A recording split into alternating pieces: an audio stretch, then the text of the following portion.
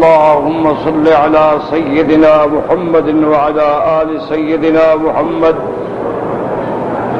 وبارك وسلم. أعوذ بالله من الشيطان الرجيم. بسم الله الرحمن الرحيم. أم اتخذوا من دون الله شفعاء قل ولو كانوا لا يملكون شيئا ولا يعقلون قل لله الشفاعة جميعا قل لله الشفاعة جميعا له ملك السماوات والأرض ثم إليه ترجعون. وإذا ذكر الله وحده اشمأزت قلوب الذين وإذا ذكر الله وحده اشمأزت قلوب الذين لا يؤمنون بالآخرة وَإِذَا ذُكِرَ الَّذِينَ مِن دُونِهِ إِذَا هُمْ يَسْتَبْشِرُونَ.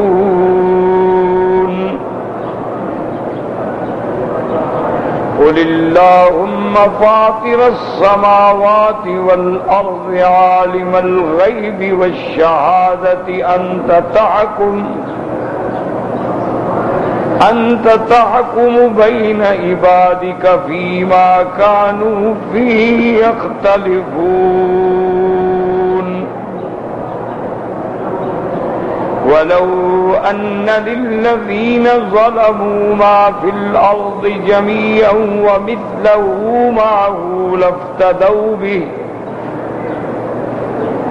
لافتدوا به من سوء العذاب يوم القيامة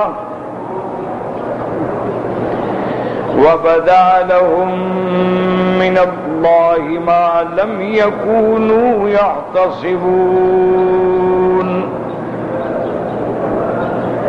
وبدا لهم سيئات ما كسبوا وحاق بهم ما كانوا به يستهزئون. الحمدللہ سورۃ الزمر کی آیات مبارکہ میں ہم نے پڑھا تھا کہ اللہ تبارک و تعالی نے ارشاد فرمایا کہ اللہ کی ذات اپنے بندے کو کافی ہے.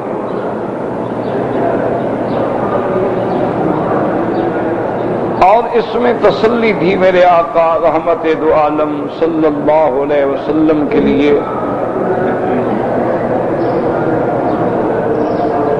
کہ کیا آپ کو اللہ تبارک و تعالی کی ذات کافی نہیں ہے؟ یعنی کافی ہے.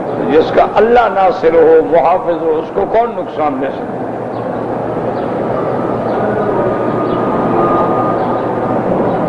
وَيُخَوِّفُونَكَ بِالَّذِينَ مِن دُونِهِ. اور کفار آپ کو اللہ کے سوا غیر اللہ سے ڈراتے ہیں، اپنے آلہہ باطلہ سے ڈراتے ہیں کہ حضور صلی اللہ علیہ وسلم کو کہتے تھے کہ آپ ہمارے آلہہ کی مخالفت چھوڑ دیں ورنہ آپ کو نقصان ہوگا، ہمارے آلہہ آپ کو نقصان پہنچائیں گے. وَمَن يُضْلِلِ اللَّهُ فَمَا لَهُ مِنْ هَادٍ. اصل بات یہ ہے کہ جس کو اللہ تبارک و تعالی ہی گمراہ کر دیں، کون ہے جو اس کو ہدایت؟ وَمَن يَهْدِهِ اللَّهُ فَمَن يَهْدِ اللَّهُ فَمَا لَهُ مِن مُضِلٍّ. اور جس کو اللہ ہدایت دے اس کو کوئی گمراہ نہیں کرنے والا. الیس اللہ بعزیز ذی انتقام. کیا اللہ تبارک و تعالی غالب اور بدلہ لینے پہ قادر نہیں ہے؟ نہیں، قادر ہے. مانا یہ ہوتا ہے بلا. وَلَئِن سَأَلْتَهُمْ مَنْ خَلَقَ السَّمَاوَاتِ وَالْأَرْضَ لَيَقُولُنَّ اللَّهُ۔ اللہ تبارک و تعالی نے فرمایا کہ میرے محبوب، اگر آپ ان سے پوچھیں کہ آسمانوں اور زمینوں کو کس نے پیدا کیا ہے تو یہ کہتے ہیں کہ اللہ نے پیدا کیا۔ قُلْ أَفَرَأَيْتُمْ مَا تَدْعُونَ مِن دُونِ اللَّهِ، اللہ نے حکم دیا کہ آپ ان سے پوچھیں کہ بتلاؤ کہ اگر میرا اللہ مجھے کوئی تکلیف دینا چاہے تو تمہارے یہ خدا حل ہن کاشفات ضرہ، کیا یہ اس تکلیف کو کھول سکتے ہیں؟ او ارادنی برحمت، یا میرا اللہ مجھ پہ اپنی رحمت نازل فرمانا چاہیں، مجھے اعزاز دیں، مجھے عزت دیں، مجھے امام الانبیاء بنائیں، حل ہن ممسکات رحمت، کوئی ہے جو اس کی رحمت کو روک سکے؟ تو جب کوئی نفع بھی نہیں دے سکتا، نقصان بھی نہیں دے سکتا، تو قل حسبی اللہ، بس کہہ دو میرا اللہ مجھے کافی ہے۔ علیہ یتوکل المتوکلون، اسی کی ذات پہ آسرا کرنے والے، بھروسہ کرنے والے، توکل کرنے والے توکل کرتے ہیں۔ قل یا قوم اعملوا علی مکانتکم، یہ تحدید ہے کہ قل کہہ دیجئے ان کو، یا قوم اعملوا علی مکانتکم انی عامل، تم جس راستے پہ ہو اسی پہ عمل کرتے رہو، اور میں بھی اللہ کی توحید پہ اور اللہ کے صراط مستقیم پر چل کے عمل کرنے والا ہوں۔ فسوف تعلمون من یاتیہ عذاب یخزیہ، ان قریب آنے والے زمانے میں تم جان لو گے کون ہے جس پہ اللہ کی طرف سے ایسا عذاب آتا ہے جو اس کو رسوا کر دے۔ وَيَحِلُّ عَلَيْهِ عَذَابٌ مُقِيمٌ، اور اس پہ اترے گا عذاب ایسا جو دائم ہے اور مستمر ہے۔ اسی لیے آپ سمجھیں کہ ان آیات مبارکہ میں اللہ تبارک و تعالی نے ذکر فرمایا ہے کہ حضور صلی اللہ علیہ وسلم جب دعوت توحید دیتے تھے، اللہ کی الوہیت کی طرف آپ بلاتے تھے، تو کفار جو ہیں بڑے جذب ہوتے تھے کہ جی یہ ہمارے الہہ کی تردید کر رہے ہیں، ہمارے خداؤں کو جھوٹا کہتے ہیں، ہمارے خداؤں کو بیکار سمجھتے ہیں۔ تو اس لیے ان لوگوں نے مشورہ کر کے حضور صلی اللہ علیہ وسلم کو ڈرایا، جیسا کہ صحیح روایات میں یہ بات موجود ہے کہ حضور صلی اللہ علیہ وسلم اسی مسجد الحرام میں اللہ کے کعبے میں عبادت فرماتے تھے، نمازیں پڑھتے تھے، تلاوت فرماتے تھے، اللہ کے ذکر میں مشغول ہوتے تھے۔ ایک دن ابو جہل لعنہ اللہ تعالی وہاں سے گزرا اور کہنے لگا کہ محمد صلی اللہ علیہ وسلم، میں نے پہلے بھی آپ کو کئی دفعہ منع کیا ہے، آپ یہاں کھلے عام آگے بیٹھتے ہیں اور اپنی عبادت کرتے ہیں، آئندہ میں آپ کو مسجد الحرام میں عبادت کرتا ہوا نہ دیکھوں، ورنہ کہنے لگا کہ واللہ مجھے اللہ کی قسم ہے، نعوذ باللہ میں آپ کے سر کو کچل دوں۔ حضور صلی اللہ علیہ وسلم اپنی نماز میں مشغول رہے، ذکر میں مشغول رہے، وہ دھمکی دے کے چلا گیا۔ لیکن دوسرے دن حضور صلی اللہ علیہ وسلم اپنے وقت پہ اسی طرح تشریف لے آئے۔ تو یاد رکھیں کہ حضور کا ہر عمل، حضور کا ہر فرمان، آپ کا ہر قول، آپ کا ہر فعل آپ کا ہر عمل جو ہے وہ امت کے لیے قیامت تک ایک نمونہ ہو کہ دعوت حق دینے والوں کو کبھی گھبرانا نہیں چاہیے. باطل تو ہمیشہ ڈراتا ہے. آپ اللہ کے دین کے لیے نکلتے ہیں, لوگ تو ڈرائیں گے, ستائیں گے, ماریں گے, تکلیفیں پہنچائیں گے, تو آدمی کو کبھی نہیں گھبرانا چاہیے. آدمی حق پہ قائم رہے. اللہ کے دین میں ایک ایسا اثر ہے کہ اگر آدمی استقامت کے ساتھ لگا رہے تو اثر ہوتا ہے حق کا. آخر آہستہ آہستہ آہستہ باطل مٹ جاتا. ایسے ہزاروں واقعات ہیں کہ اہل حق جب کسی علاقے میں آئے ہیں, سارا علاقہ مخالف ہے, دشمن. کوئی اللہ کی توحید کا بات کرنے کے لیے تیار نہیں, سننے کے لیے تیار نہیں. لیکن جہاں بھی اللہ کے توحید والوں نے, علماء حق نے, اہل حق نے ڈیرا ڈال دیا, الحمدللہ کرتے کرتے آخر حق غالب آ گیا.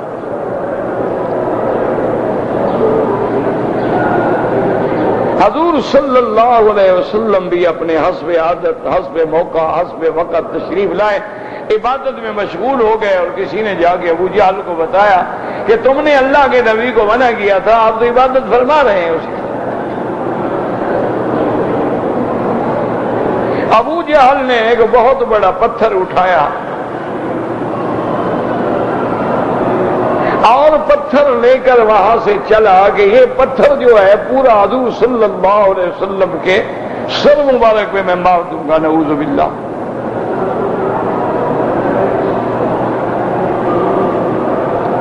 اب یہ بات مشہور ہو چکی تھی اور مشرکین بھی کھڑے ہیں, دشمن بھی کھڑے ہیں, تماشا دیکھ رہے ہیں. ان کے لیے تو تماشا ہے نا, نعوذ باللہ. جب اہل حق کو ستایا جاتا ہے تو باطل کے لیے تو تماشا ہے. جب اہل حق کو تڑپایا جاتا ہے تو باطل کے لیے تو تماشا بن جاتا ہے. تو مشرکین کے لوگ بھی آگے کھڑے ہو گئے اور ابو جہل وہ پتھر لے کے آیا. جب حضور صلی اللہ علیہ وسلم کے قریب آیا, باقی چند گز فاصلہ رہ گیا تو بالکل الٹے پاؤں گھبرا کے رجع کرا, الٹے پاؤں واپس جانے لگا. اور پتھر بھی گر گیا اور کانپ رہا ہے اور پیچھے بھٹتا جا رہا ہے, ہٹتا جا رہا ہے. اور جب وہ بالکل دور چلا گیا تو اب کافر اکٹھے ہو گئے. انہوں نے کہا کیا ہو گیا تمہیں؟ اس نے کہا دو روایات آتی ہیں, یا تو واقعہ مختلف ہے, یعنی ایک دفعہ ایسے ہوا, ایک دفعہ اس طرح ہوا. کہنے لگا واللہ بینی و بینہ خندقا من نار, میں جب آپ کے قریب پہنچا تو آپ کے اور میرے درمیان میں ایک آگ کی نہر بہ رہی تھی, اور میں ذرا آگے جاتا تو میں اس آگ میں بھسم ہو جاتا, اس لیے میں پیچھے آیا. اور ایک دوسری جگہ واقعہ آتا ہے, کہنے لگا کہ واللہ میں جب حضور کے قریب پہنچا تو میں نے دیکھا کہ ایک بڑا شیر ببر ہے جو منہ کھول کے بیٹھا ہے اور میری انتظار میں ہے کہ قریب جاؤں تو مجھے کچا کھا جائے, اس لیے میں ڈر کے پیچھے ہٹ آیا. اور یہ دونوں باتیں جو ہیں وما ذالک علی اللہ بعزیز, اللہ کے آگے کیا مشکل ہے. اللہ اپنے انبیاء کی اسی لیے تو فرمایا کہ کیا میں آپ کے لیے اکیلا کافی نہیں ہوں؟ بالکل کافی.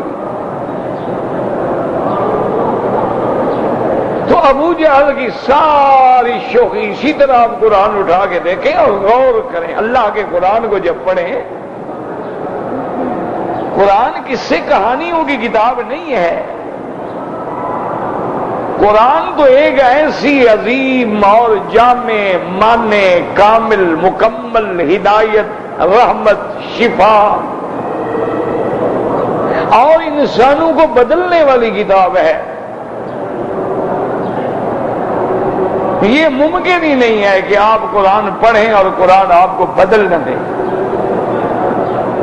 یہ تو قرآن ہے نا جس نے مشرکوں کو مومن بنا دیا.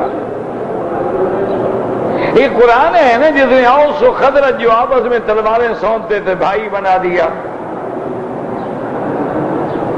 یہ قرآن کی برکت ہے نا کہ مکے میں رہنے والے مشرکین عباد الاسلام جو تھے وہ اصحاب محمد مصطفیٰ بن گئے. لیکن شرط یہ ہے کہ قرآن پڑھو اور قرآن میں غور کرو، روزانہ تلاوت کریں، ترجمے کے ساتھ کریں، غور کریں. ایک رکوع پڑھیں، آدھا رکوع پڑھیں، لیکن غور کرو قرآن کہتا کیا ہے. دیکھو نا، ورنہ اللہ کو کیا ضرورت ہے کہ ہمیں موسیٰ علیہ السلام کے واقعات سنائیں؟ کیا ضرورت ہے؟ وقت تھا، گزر گیا بس.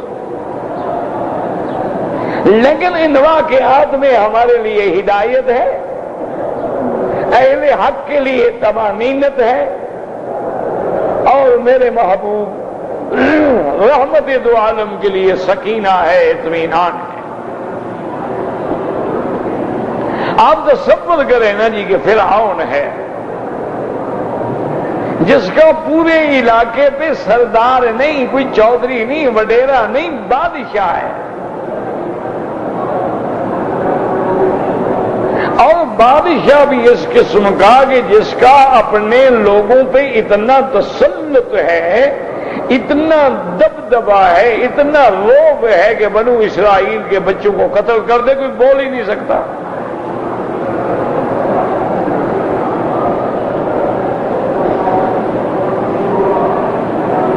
اسی لیے یعنی فرعون ایسا وقت کا حکمران ہے ذلہ اتار.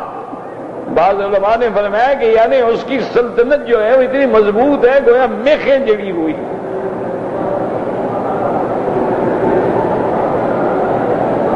اور بعض نے فرمایا کہ وہ اپنے ظلم میں اتنا مشہور تھا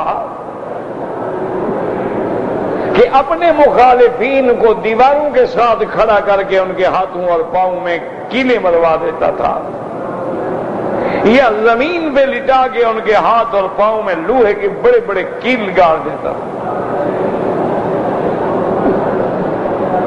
اور اسی عالم میں وہ تڑپتے تھے اور ان کے سینوں پہ بڑے بڑے پتھر ڈالتا. اور اس کی حکمرانی کا یہ عالم ہے کہ وہ اتنا مغرور ہو گیا، اتنا استکبار میں آ گیا کہ لوگوں سے کہا مجھے خدا سمجھو، میں تمہارا رب ہوں، میں تمہیں خرچہ دیتا ہوں، میں تمہارے اوپر پیسہ اٹھاتا ہوں، انا ربکم الاعلی.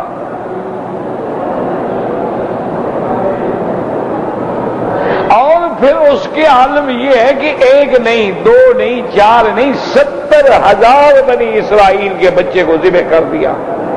ماں دیکھ رہی ہے، باپ دیکھ رہا ہے، خاندان دیکھ رہا ہے، وہ بول ہی نہیں سکتا. لڑکی ہے چھوڑ دو، لڑکا ہے قتل کرو، کوئی بول ہی نہیں سکتا. احتجاج تو بڑی بات ہے نا، بول ہی نہیں سکتا کوئی کہ جناب ان معصوم بچوں نے کیا جرم کیا ہے،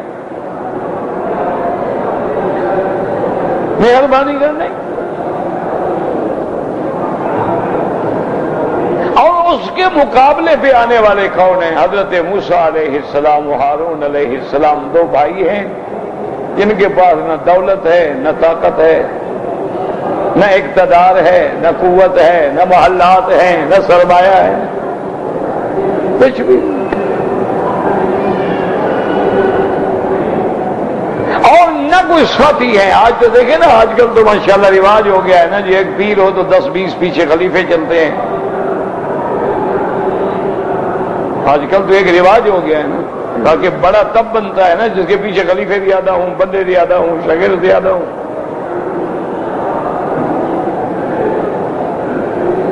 ان میں ٹھیک بھی ہے، غلط بھی ہے. لیکن حضرت موسیٰ و ہارون علیہ السلام کے ساتھ تو کوئی چلنے والا بھی نہیں، کوئی ساتھ جانے والا نہیں. اسی پہ آپ غور کریں کہ وہ دونوں اللہ کے پیغمبر، اللہ کے نبی، بے سر و سامان ہیں. اور سیدھا فرعون کی دربار میں آتے ہیں اور کسی سے بات ہی نہیں کی.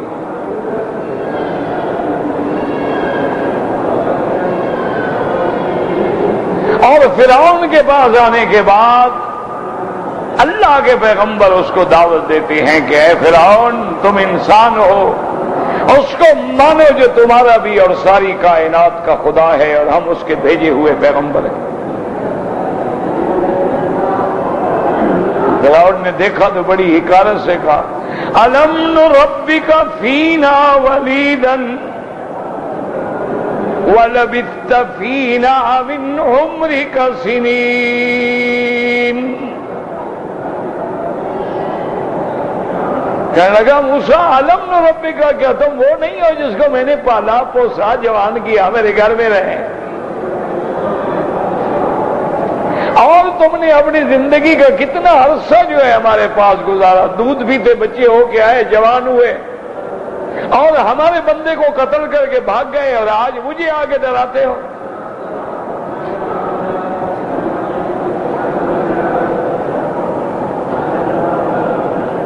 یعنی اندازہ کریں اس کو ہر بات یاد ہے. موسیٰ علیہ السلام کو دیکھا تو ساری کہانی سامنے آ گئی. موسیٰ علیہ السلام کے ہاتھ سے ایک قبطی مر گیا تھا,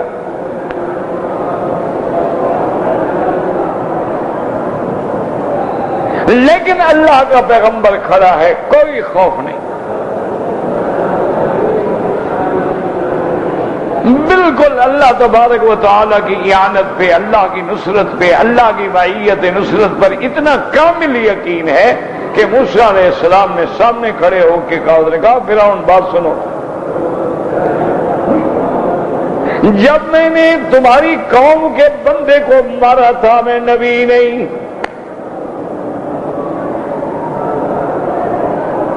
فَفَرَرْتُ مِنْكُمْ لَمَّا خِفْتُكُمْ, پھر میں تمہارے ملک سے چلا گیا, مجھے خوف لاحق ہوا کہ تم مجھے قتل کر دو گے. اس کے بعد پھر اللہ نے مجھے رسالت اور نبوت سے نوازا ہے.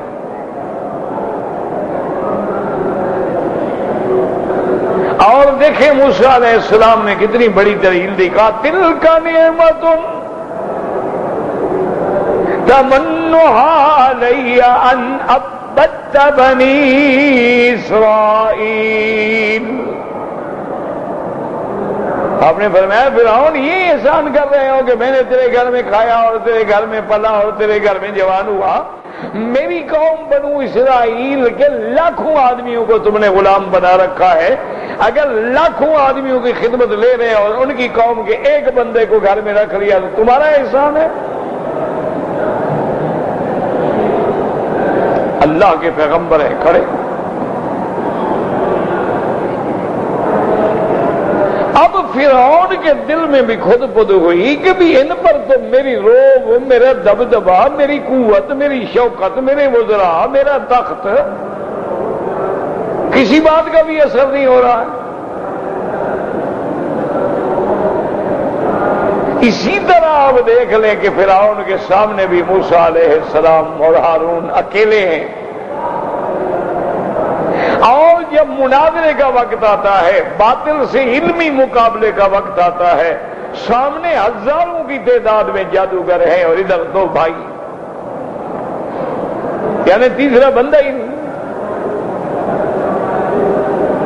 اسی سے ہمیں سبق ملتا ہے کہ اہل حق کو کبھی گھبرانا نہیں چاہیے. بس صرف یہ دیکھیں کہ کیا آپ کی دعوت حق ہے, آپ لوگوں کو جو دعوت دے رہے ہیں وہ قرآن و سنت کے مطابق ہے, آپ لوگوں کو جس راستے کے لیے بلا رہے ہیں وہ صراط مستقیم ہے, پھر ڈرنے کی کیا ضرورت ہے. اسی طرح دیکھیں کہ فرعون کی ساری قوت کو, ساری طاقت کو, سارے دبدبے کو دیکھنے کے بعد ان کی بیوی اسلام لے آئی, موسیٰ علیہ السلام پہ کلمہ پڑھ لیا, اور وہ اکیلا جو آیا تھا موسیٰ علیہ السلام, اب سامنے ہزاروں جادوگر ہیں اور جادوگروں نے اپنے روب اور دبدبے کو ظاہر کرنے کے لیے, اور پھر لاکھوں لوگ ہیں دیکھنے والے, اور ان کو ناز تھا کہ ایک اکیلا موسیٰ علیہ السلام ہمارا کیا مقابلہ کر سکتا ہے. انہوں نے آگے کہا کہ موسیٰ علیہ السلام اما ان تلقیا و اما ان نکون نحن الملقین، کیا پہلے تم اپنی قوت اور اپنا علم دکھاؤ گے یا ہم اپنا علم کا مظاہرہ کریں؟ قال القوا، آپ نے فرمایا دیکھو تم کرو مقابلہ، کیا مقابلہ دکھانا چاہتے ہو؟ وہ لوگ جو تھے وہ خاص قسم کی رسیاں بنا کے لائے تھے اور ان پہ انہوں نے پارا جو ہے پارے کی پالش کی ہوئی تھی، اور عین جب دوپہر کے اندر اور ان کی شکل ایسے بنائی تھی جیسے سانپ ہوتے ہیں، کوئی کالا ہے، کوئی پیلا ہے، کوئی کوبرا ہے، کوئی مشکی ہے، اور سب نے جب وہ ڈالی اور اوپر سے ان پہ اثر ہوا سورج کا. کیونکہ جادو کے اندر جو ہے نا دو چیزیں ہوتی ہیں، ایک ہوتی ہے ایک دوسرے کی آنکھوں کو اپنے اس جادو کے زور سے بند کر لیتے ہیں کہ جو ہم دکھائیں گے وہ تمہیں نظر آئے گا.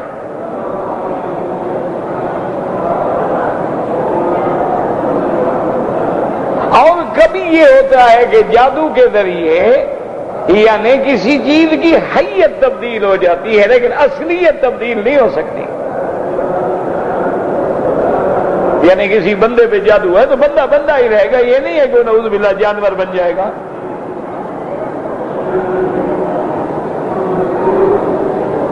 اب جناب انہوں نے جب ڈالی تو سانپ بن کے بھاگنے لگے، کیونکہ سانپ کی شکل ہے آج کل آپ نہیں دیکھے بچوں کے کھلونے ہیں، سانپ ہیں ربڑ کے بنے ہوئے ہیں، چابیاں بھری ہوئی ہیں، دوڑتے ہیں بھاگتے ہیں، ادھر سے چھوڑو وہاں پہنچ جائیں گے.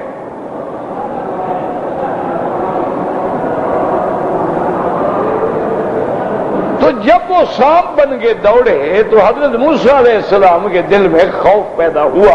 انسان ہے نا، فطرت ہے نا، نبی ہے، رسول ہے، بشر ہے، اللہ کا پیغمبر ہے لیکن انسان تو ہے نا، بشر تو ہے نا. دل میں خوف پیدا ہوا کہ میں بھی اگر کوئی معجزہ دکھاؤں گا تو وہ بھی تو سانپ بن جائے گا، اور یہ بدبخت بھی سانپ بنا کے لے آئے، چونکہ پہلے وہ سن چکے تھے نا کہ موسیٰ علیہ السلام لکڑی ڈالتا ہے تو سانپ بن جاتا ہے.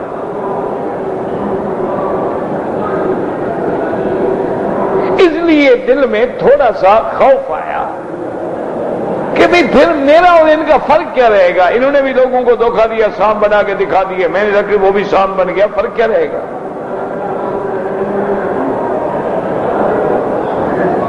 اللہ تبارک و تعالی نے اسی میدان میں وحی بھیجی، آپ کے دل پہ القاء ہوا. وَأَوْحَيْنَا إِلَى مُوسَىٰ أَنْ أَلْقِ بِعَصَاكَ، اللہ نے فرمایا موسیٰ علیہ السلام تم اپنا عصا تو ڈالو. کیوں گھبرا رہے ہو؟ میں جو تمہارے ساتھ ہوں. جب اللہ ساتھ ہو تو کوئی کیا کر سکتا ہے؟ اللہ نے حکم بھیجا، وحی بھیجی، موسیٰ علیہ السلام آپ ڈرتے کیوں ہیں؟ ان القی عصاکا، اپنے ہاتھ میں جو آپ کے عصا ہے اس کو زمین پہ ڈالیں. فَأَلْقَى عَصَاهُ فَإِذَا هِيَ تَلْقَفُ مَا يَأْفِكُونَ.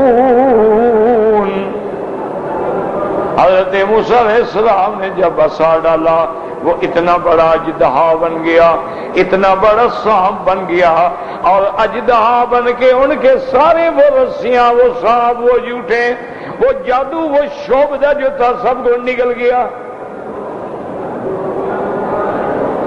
فَوَقَعَ الْحَقُّ وَبَطَلَ مَا كَانُوا يَعْمَلُونَ. اللہ فرماتے ہیں اب حق واضح ہو گیا اور جو کچھ انہوں نے بتایا تھا وہ خس و خاشاک بن کے اڑ گیا. اب دیکھیں کہ جب حضرت موسیٰ علیہ السلام نے عصا ڈالا اسے ساری رسیاں کھا لی. فَأُلْقِيَ السَّحَرَةُ سَاجِدِينَ قَالُوا آمَنَّا رب العالمین رب موسیٰ و ہارون. اب جادوگر تھے لیکن جادو کا علم تو تھا نا، ان کو سمجھ گئے کہ یہ جادو نہیں ہے. جادو کیسے ہو سکتا ہے؟ وہ تو ساری چیزیں کھا گیا، پھر اٹھایا لکڑی بن گئی. یہ کیا ہو گیا؟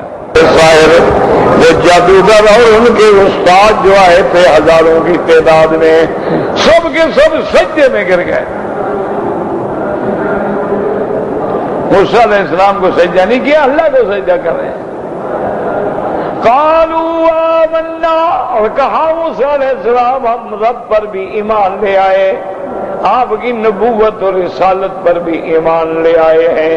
اب آپ خود اندازہ کریں کہ موسیٰ علیہ السلام جب چلے ہیں، جب کوہ طور سے چلے ہیں تو ایک بھائی ہے، لیکن آپ جب حق کے لیے چلتے گئے لوگ یوں ملتے گئے اور کارواں بنتا گیا.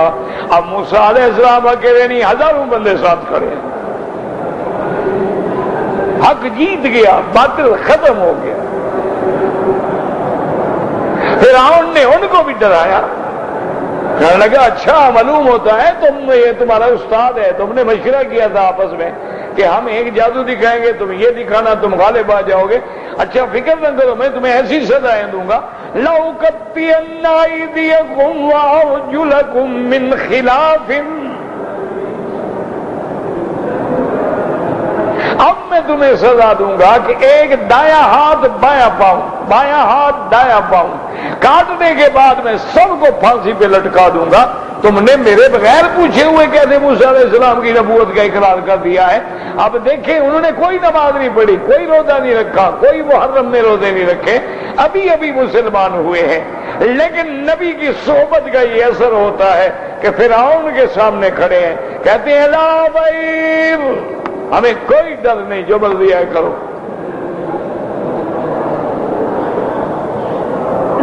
کہنے لگے فرعون جو مرضی آئے تم ہمیں سزا دو، ہمیں تمہارا کوئی ڈر ہی نہیں. اور تم کیا سزا دو گے؟ دنیا میں سزا دو گے نا. اصل عذاب تو آخرت کا عذاب ہے، دنیا کا کیا ہے؟ پھانسی لٹکا دو گے، ہاتھ کاٹ دو گے، کاٹ دو. تو اس لیے اللہ قرآن میں ایسے واقعات بیان کرتے ہیں تاکہ حق والوں کو پتہ چلے کہ حق کے راستے میں کانٹے بھی آتے ہیں، تکلیفیں بھی آتی ہیں، دکھ بھی آتے ہیں، مخالفتیں بھی ہوتی ہیں، بندے اللہ کے لیے شہید بھی ہو جاتے ہیں، زخمی بھی ہو جاتے ہیں، قید و بند میں بھی پڑ جاتے ہیں، لیکن آخر حق غالب آ کے رہتا. اس لیے اللہ نے فرمایا میرا محبوب آپ ان کو بتائیں کہ مجھے ڈراتے ہو، تم سچے خدا سے نہیں ڈرتے ہو اور مجھے باطل سے ڈراتے ہو. عجیب بات، تم اس رب سے نہیں ڈرتے ہو جو خالق ہے، جو مالک ہے اور جس کے ہاتھ میں سب کچھ ہے، اور جو تم بھی مانتے ہو کہ آسمانوں اور زمینوں کے پیدا کرنے والا ہے. تم اس سچے رب سے نہیں ڈرتے ہو، مجھے اپنے باطل خداؤں سے ڈراتے ہو. کیا کہہ رہے ہیں؟ اسی لیے اللہ تبارک و تعالیٰ نے اور آگے ایک قاعدہ بیان کر دیا. اللہ نے فرمایا میرا محبوب نہ تیری تبلیغ میں کمی ہے، نہ تیری دعوت میں کمی ہے، نہ تیری صداقت میں کمی ہے. اصل بات یہ ہے کہ جس کو اللہ گمراہ کرے کون ہدایت، کیونکہ ہدایت دینا اور گمراہ کرنا جو ہے یہ اللہ کے ہاتھ میں ہے. اسی لیے میرے پاک نبی نے فرمایا کہ القلوب بین اصابع الرحمن، ہمارے انسانوں کے دل جو ہے اللہ کی انگلیوں میں ہیں. یقلبها کیف یشاء ویصرفها کیف یشاء، وہ جدھر چاہے پھیر دیں، چاہے ہدایت پہ پھیر دیں چاہے گمراہی پہ پھیر دیں، اس کی مرضی ہے. اسی لیے میرے محبوب ہمیشہ دعا مانگتے تھے یا مقلب القلوب، اور اکثر آپ سجدے میں یہ دعا مانگتے تھے، کیونکہ سجدے میں بندہ جب دعا مانگتا ہے تو زیادہ جلدی قبول ہوتی ہے. صرف ائمہ میں فرق یہ ہے کہ بعض ائمہ فرماتے ہیں کہ سجدہ فرض کا ہو واجب کا ہو، لیکن امام ابو حنیفہ فرماتے ہیں کہ فرض نماز ہے تو تسبیح زیادہ کا ہو، وہ تسبیح بھی تو دعا ہے۔ ایک دعائیں مسئلہ ہوتی ہے کہ آدمی سوال کرتا ہے، اور ایک دعا یہ ہے کہ آدمی اللہ کا ذکر کر رہا ہے، وہ ذکر بھی تو دعا ہے نا۔ وہ فرماتی ہے نفلی طواف ہے تو پھر دعا مانگو۔ اور حضور اکثر سجدے میں اکثر میرے محبوب یہ دو دعائیں مانگتے تھے، اللہم انی اسألک العفو والعافیہ، اسی طرح ہے اللہم انک عفو کریم تحب العفو فاعف عنا، اور یا مقلب القلوب والابصار ثبت قلوبنا علی دینک۔ تو اس لیے اللہ نے فرمایا میرے محبوب اصل بات یہ ہے کہ میرے ہاتھ میں ہدایت۔ اب بعض جاہل اعتراض کرتے ہیں دیکھو جی اللہ نے اس کو تو ہدایت دے دی اور اس کو گمراہ کر دیا، ایسا کیوں کیا؟ یہ وہ جانتا ہے کہ ہدایت کا حقدار کون ہے۔ یاد رکھو یہ نہ کہ تقدیر ہو جی تقدیر ہے، اللہ نے مجھے گناہگار بنا دیا آپ کو نیک بنا دیا، اللہ نے آپ کو عالم بنا دیا مجھے جاہل بنا دیا، یہ اللہ کی تقدیر ہے۔ نہیں، اللہ تبارک و تعالیٰ کی تقدیر وہ تو ہمارا ایمان ہے، لیکن اللہ نے ہمیں بھی تدبیر کا حق دیا ہے۔ اس لیے ہمیشہ یاد رکھیں، اب دیکھیں نا جی کہ ایک مقناطیس کا ٹکڑا لے لیں، سمجھانے کے لیے ایک مقناطیس کا ٹکڑا لیں، آگے سونا بھی رکھیں، چاندی بھی رکھیں، لوہا بھی رکھیں، وہ لوہے کو پکڑتا ہے لیکن وہ سونے چاندی کو نہیں پکڑتا۔ یعنی مقناطیس جو ہے اس کے سامنے سونا بھی پڑا ہے، چاندی بھی پڑی ہے، لیکن وہ لوہے کو تو کھینچتا ہے، سونے چاندی کو نہیں پکڑتا ہے۔ یعنی وہ کیسے پہچان جاتا ہے کہ لوہا کون سا ہے؟ اللہ نے اس کے اندر جو کشش رکھی ہے، جو کھینچنے کی چیز ہے، وہ لوہے کو تو کھینچتی ہے اور کسی چیز کو نہیں کھینچتی۔ تو اللہ اگر ایک پتھر میں یہ خاصیت پیدا کر دیتے ہیں، اسی طرح یعنی آپ دیکھیں کہ اگر ڈائمنڈ ہے، ہیرا ہے اصلی، آپ اس کو شیشے میں پکڑ کے ایسے لکیر کہیں گے شیشہ کٹ جائے گا، لیکن اور سارے پتھر رگڑتے رہے شیشہ نہیں کٹے گا۔ اس کے اندر اللہ نے یہ طاقت رکھی، تو اس لیے ہمیشہ یاد رکھیں، تو جو ان سب چیزوں کا خالق اور مالک ہے، جس نے انسان کو پیدا کیا ہے، وہ جانتا ہے نا کہ یہ کس چیز کا حقدار ہے۔ جو ہدایت کا حقدار ہے، طلبگار ہے، محنت کر رہا، اللہ اس کو ہدایت دیتے ہیں۔ تو اس لیے اللہ تبارک و تعالی نے ان آیات مبارکہ میں حضور صلی اللہ علیہ وسلم کو ارشاد فرمایا کہ میرے محبوب آپ ان کو یہ بھی بتلائے کہ جن خداؤں سے تم مجھے ڈراتے ہو، اب یاد رکھیں ان کے خدا کیا تھے، یا تو بت تھے۔ اچھا وہ پاگل تو نہیں تھے، بتوں سے کیسے ڈراتے تھے؟ ایک پتھر کا بت کیا کر لے گا؟ ایک پتھر کا بت ہے، اس کو تو دھوپ میں کھڑا کرو وہ سائے میں نہیں آ سکتا، سائے میں کھڑا کرو دھوپ میں نہیں جا سکتا، وہ تو چلنے کے قابل نہیں، ہلنے کے قابل نہیں، بولنے کے قابل نہیں، کھانے کے قابل نہیں۔ وہ ان سے کیا ڈراتے تھے حضور کو؟ تو اس لیے یاد کریں کہ اصل بات یہ ہے کہ یہ تو ایک تمثیل ہے، اصل وہ عبادت اس کی کر رہے تھے جس کی یہ شکل ہے، یہ تو ایک نمونہ ہے۔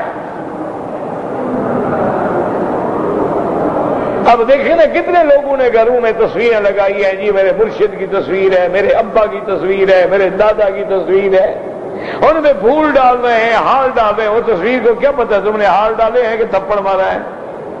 کیا پتا ہے اس کو؟ اتار کے پھینک دو اس کو کیا پتا ہے؟ الٹا کر کے لگا دو اس کو کیا پتا ہے؟ فریم بنایا ہے تم نے قیمتی، لیکن اوپر سے گر جائے، ریزہ ریزہ ہو جائے، اس کو کیا تکلیف ہے؟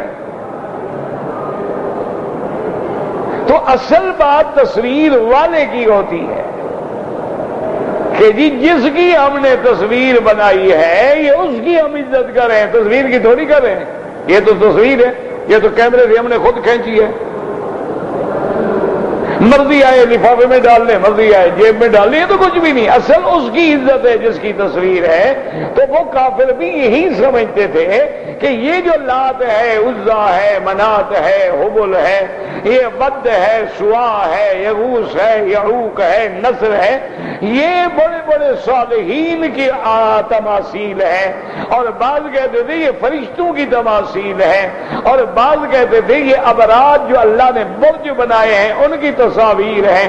اس لیے آپ نے دیکھا ہے نا کہ دیوی دیوتا جو ہیں ان کی کئی شکلیں ہوتی ہیں، کوئی مرد کی شکل میں ہے، کوئی عورت کی شکل میں ہے، کسی کے 4 سر ہیں، کسی کے 2 سر ہیں، کسی کے 8 ہاتھ ہیں، کسی کی 4 ٹانگیں ہیں، وجہ کیا ہے؟ وہ شکلیں ان کی بنا رہے ہیں۔ اللہ نے فرمایا کہ ایک بات یاد رکھو، چلو جن کی یہ شکلیں ہیں، جبریل کی شکل ہے، میکائیل کی شکل ہے، یا کسی اللہ والے کی شکل ہے، یا جیسے لوگوں نے مشرکین مکہ نے کعبۃ اللہ میں حضرت ابراہیم کا بت لگایا ہوا تھا کعبے کے اندر، سیدنا ابراہیم علیہ السلام، عیسیٰ علیہ السلام، بی بی مریم علیہ السلام۔ تو اب جناب یہ دیکھیں کہ جو اللہ کے انبیاء ہیں تو وہ اللہ کے نبی کو نقصان کیوں پہنچائیں؟ اچھا جو رجال صالحین ہیں وہ کسی اللہ والے کی برائی کیوں کریں گے؟ اور اگر تم نے طواغیت اور شیاطین کی عبادت کی ہے تو وہ اگر ساری دنیا کے کفار بھی مل جائیں تو بڑا کیا بگاڑ سکتے؟ یخوفونک بالذین من دونہ، اللہ کے سوا غیر اللہ سے آپ کو ڈراتے ہیں۔ اس لیے اللہ نے فرمایا یاد رکھیں اللہ قادر بھی ہے، اور اللہ تبارک و تعالیٰ پھر اپنے دشمنوں سے بدلہ لینے کی قوت بھی رکھتے ہیں۔ واللہ عزیز ذو انتقام، وہ ایسا غالب ہے جس پہ کوئی غالب نہیں آ سکتا، اور وہ جب انتقام لے گا اس کے انتقام کو کوئی روک نہیں سکتا۔ تو یہ سابقہ آیات میں ہم نے پڑھا، اور حضور نے فرمایا چین کو یہ بھی چیلنج کرو کہ ایک میرے اللہ کا فعل، ان ارادنی اللہ بضر هل هن كاشفات ضره او ارادنی برحمت هل هن ممسکات رحمته۔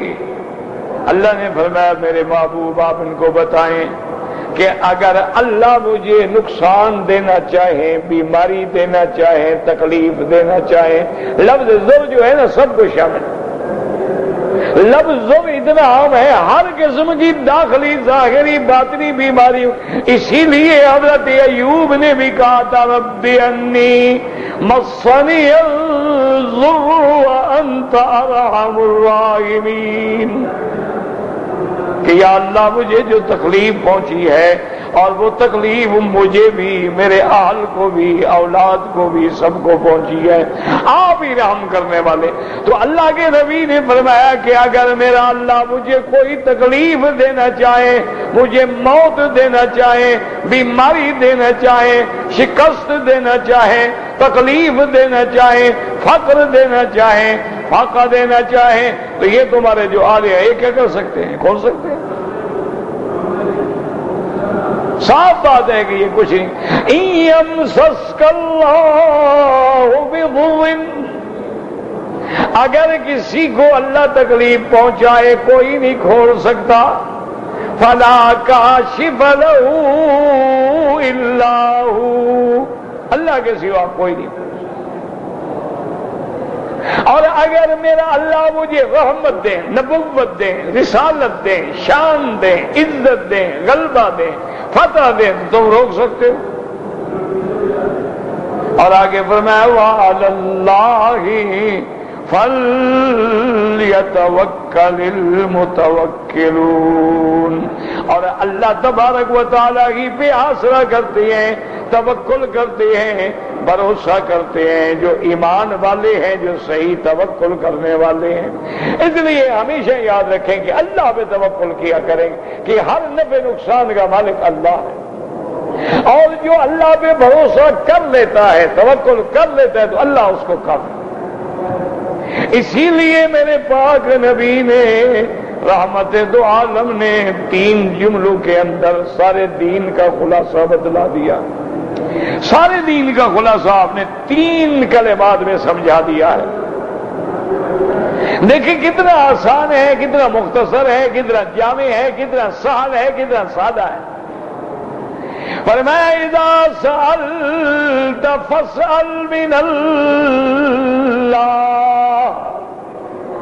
آپ نے امت کو سبق دیا کہ جب مانگنا ہو تو کس سے مانگو؟ اللہ سے۔ بس کچھ بھی مانگنا ہے، کوئی چیز مانگنی ہے، اللہ سے۔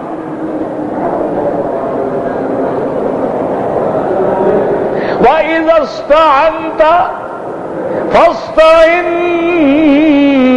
بِاللَّهِ، اور اگر مدد مانگتے ہو تو پھر اسی کی ذات سے مدد مانگو، وہ مدد کرنے والے ہیں۔ انبیاء کی مدد کرنے والا بھی اللہ ہے، اولیاء کی مدد کرنے والا بھی اللہ ہے۔ اللہ کے سوا کوئی مدد کرنے والا نہیں، کوئی مشکل کشا نہیں، کوئی حاجت روا نہیں، کوئی نفع نقصان کا مالک نہیں۔ 2 کلمے سکھلا دی، اذا سألت فاسأل، جب مانگو، جو مانگو، جو چیز بھی مانگو۔ فاسأل من اللہ، اللہ سے مانگو۔ وَإِذَا اسْتَعَنْتَ فَاسْتَعِنْ بِاللَّهِ، اور جب مدد پکڑو تو اللہ کے ساتھ مدد پکڑو۔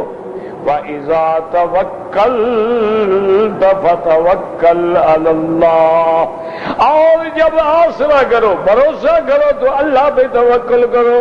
وَاللَّهُ يُحِبُّ الْمُتَوَكِّلِينَ، اللہ تبارک و تعالی اپنی ذات پہ آسرا کرنے والے، توکل کرنے والوں کو محبوب رکھتے ہیں۔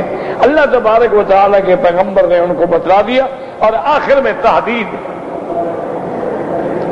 اس کو کہتے ہیں تحدید۔ یہ معنی نہیں کہ اچھا تم کفر کرتے ہو تو کرتے رہو، پھر اللہ کے نبی کیوں آئے؟ ان کو کفر سے نکالنے کے لیے تو آئے ہیں، ان کو ہدایت دینے کے لیے تو آئے، لیکن یہ تحدید ہوتی ہے کہ جب آدمی نہ مانے نا، جیسے آپ کسی بچے کو سمجھاتے ہیں، بیٹے کو، بھائی کو نہیں مان کہتے اچھا بابا جاؤ، جو تمہاری مرضی آئے کرو، انجام دیکھ لینا کیا ہوتا ہے۔ اس لیے اللہ نے فرمایا ہے کہ اب ان کو تحدید بھی کر دیں کہ قُلْ يَا قَوْمِ اعْمَلُوا عَلَى مَكَانَتِكُمْ، اے قوم چلو جو کچھ کرتے ہو کرتے رہو، اِنِّي عَامِلٌ، اور میں بھی اللہ کے راستے میں جو چل رہا ہوں چل رہا ہوں۔ فَسَوْفَ تَعْلَمُونَ مَن يَأْتِيهِ عَذَابٌ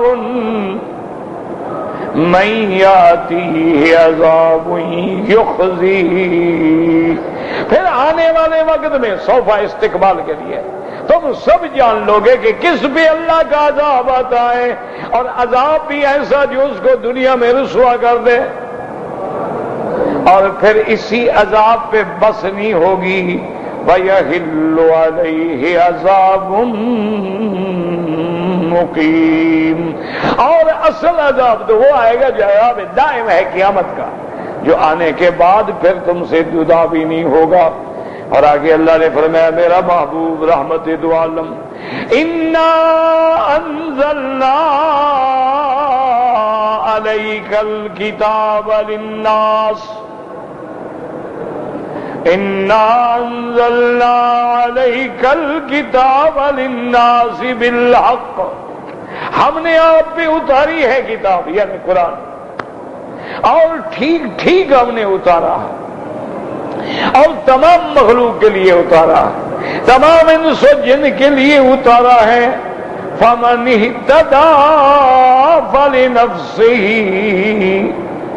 اور جس نے ہدایت اختیار کی اس کی ہدایت کا فائدہ اسی کو پہنچے گا۔ وَمَن ضَلَّ فَإِنَّمَا يَضِلُّ عَلَيْهَا، اور جو شخص بچل گیا، گمراہ ہو گیا، غلط راستہ اختیار کیا، اس کی گمراہی کا وبال بھی اسی پہ ہوگا۔ وَمَا أَنْتَ عَلَيْهِمْ بِوَكِيلٍ۔ اور میرے محبوب حضرت محمد مصطفیٰ صلی اللہ علیہ وسلم، آپ ان پہ نگہبان نہیں ہیں، نگران نہیں ہے کہ آپ ان کو پکڑ کے ٹھیک کریں، یہ آپ کی ذمہ داری نہیں۔ لست علیہم بمسیطر، ہم نے آپ کو ان پر کوئی نگران تو مقرر نہیں کیا ہے۔ اسی لیے آگے جیسے کہ اللہ نے فرمایا دوسری آیت، انما انت نذیر واللہ علی کل شیء وکیل۔ میرے محبوب آپ تو ڈرانے والے ہیں، آپ نے قرآن سنا دیا، آپ نے ان کو حق اور باطل سمجھا دیا، بس آپ ان پر کوئی ذمہ دار نہیں۔ انما علیک البلاغ وعلینا الحساب، آپ کی ذمہ داری ہے کہ میرا دعوت پہنچا دیں، دین پہنچا دیں، توحید پہنچا دیں، نہیں مانتے پھر حساب ہمارے ذمہ، ہم ان کو خود سمجھیں گے۔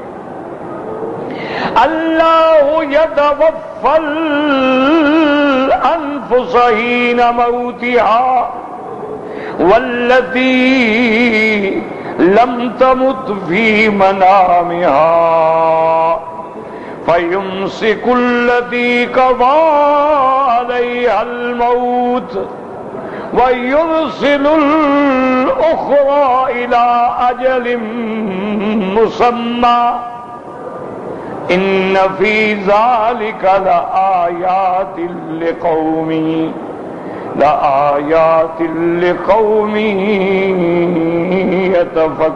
يَتَفَكَّرُونَ۔ اللہ نے فرمایا کہ یاد رکھو کہ اللہ ہی ذات ہے جو پورے کا پورا روح کو لے لیتی ہے، قبض کر لیتے ہیں، لیکن جن کو زندہ رکھنا ہو، ورنہ روح تو موت کے وقت بھی اور نیند کے وقت بھی، لیکن جن کو زندہ رکھنا ہے اس کی روح کو پھر اجازت دے دیتے ہیں، اور جس کو زندہ نہیں رکھنا وقت مقرر آ گیا تو روح قبض کر لیتے ہیں، اور پھر مومنین کے ارواح علیین میں ہوتی ہیں، اور کافروں کے ارواح جو ہیں سجین میں ہوتی ہیں۔ اسی لیے یاد رکھیں، صحیح حدیث میں آتا ہے جس کو امام بخاری اور امام مسلم نے بھی روایت کیا ہے، حضرت ابی ہریرہ راوی ہیں کہ حضور پاک نے فرمایا اذا آوى احدكم الى فراشہ فلینفضه بداخلہ دارہ فانہ لا یدری ما خلفه علیہ ثم لیقل باسمک ربی وذات جنبی وبک ارفعہ۔ اللہ کے نبی نے فرمایا کہ جب تم بسترے پہ جانا چاہتے ہو تو اپنے بسترے کو اچھی طرح چھٹک لیا کرو، چادر کو بھی اچھی طرح چھٹک لیا کرو، پتہ نہیں تمہارے بعد کون گیا ہو، کیونکہ اس زمانے میں تو لوگ ایسے تھے نا، کچے گھر تھے، نہ در ہیں نہ دروازے ہیں نہ پابندیاں۔ اور جب لیٹنے لگو تو کہو بھی اسمک ربی وضعت جنبی، تیرے نام پر میں لیٹ رہا ہوں اور تیرے نام سے اٹھوں گا۔ ان امسکت نفسی فرحمہا، میرا اللہ اگر میرا روح قبض کریں تو رحم فرمائیں، وَإِنْ أَرْسَلْتَهَا فَحْفَظْهَا، اور اگر آپ نے مجھے ابھی زندہ رکھنا ہے تو حفاظت فرمائیں جیسے آپ اپنے بندوں کی حفاظت فرماتی ہیں۔ تو اس لیے فرمایا کہ یہ روح کا قبض کرنا، موت دینا، نیند دینا، سب اسی کی ہاتھ میں، تم کیا کر سکتے ہو؟ نہ موت دے سکتے ہو نہ نیند دے سکتے ہو۔ ان فی ذلک لآیات لقوم یتفکرون، اللہ نے فرمایا کہ ان آیات میں، ان میں نشانیاں ہیں، لیکن ان کے لیے جو اللہ کی نشانیوں میں غور کرتے ہیں، اللہ کی نشانیوں میں فکر کرتے ہیں، تدبر کرتے ہیں۔ اب زندگی باقی انشاءاللہ تو کل مسئلہ شفاعت کا عرض کروں گا۔ اچھا، کسی بھائی نے ایک سوال پوچھا ہے،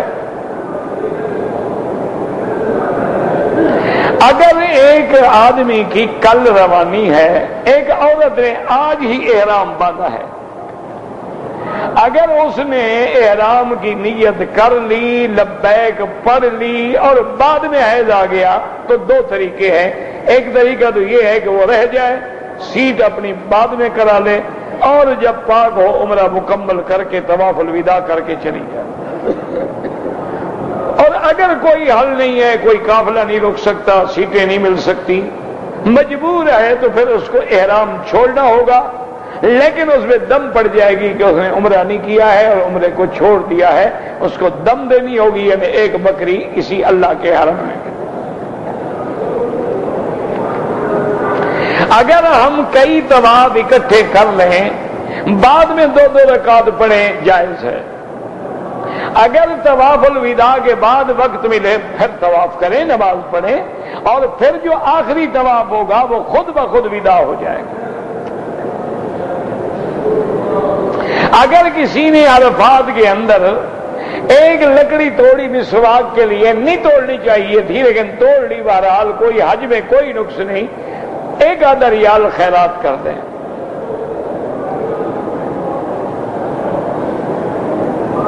ہم عرفات سے چلے تھے سورج ڈوبنے کے بعد، ہم چلتے رہے لیکن راستے میں میدان بھر چکے تھے، اور لوگ جو ہیں وہ مزدلفہ کی علامت سے بھی باہر رہ گئے تھے۔ پھر ہم نے وہی نماز پڑھی، نماز فجر قبل طلوع آفتاب مزدلفہ میں داخل نہ ہو سکے۔ بہرحال آپ پہ کوئی دم نہیں ہے، آپ کی ذمہ تھا عرفات سے نکلنا اور کوشش کرنا۔ اگر آمدن مزدلفہ چھوڑے تو دم ہوتا ہے، تم تو مجبور تھے، عذر کی وجہ سے پتہ ہی نہیں لگا کہ ہم کہاں ٹھہرے ہوئے ہیں، تو اس لیے آپ پہ کوئی دم نہیں ہے، اور آپ کا حج الحمدللہ ٹھیک ہے۔ اللہ قبول فرمائے۔ ربنا تقبل منا انك انت السميع العليم وتب علينا انك انت التواب الرحيم۔ اللهم اجعل لنا وللمسلمين من كل هم فرجا ومن كل ضيق مخرجا ومن كل بلاء عافيا۔